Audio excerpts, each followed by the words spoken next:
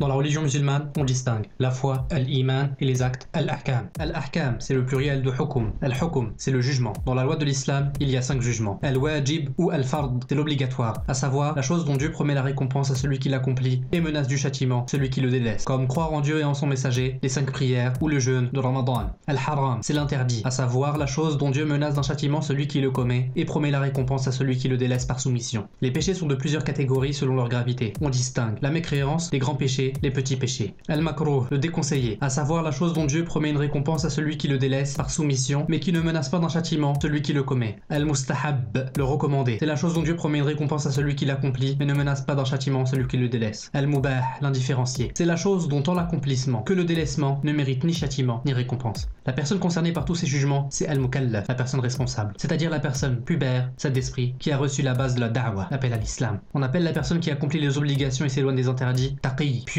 Il a la bonne nouvelle s'il meurt sur cet état du paradis, sans châtiment. Quant aux grands pécheurs morts sans se repentir, ils sont divisés en 2 groupes. Certains d'entre eux seront châtiés en enfer avant d'entrer au paradis, et d'autres seront pardonnés et ne subiront aucun châtiment en enfer. Ainsi, être musulman, c'est la garantie d'éviter le châtiment éternel dans l'au-delà.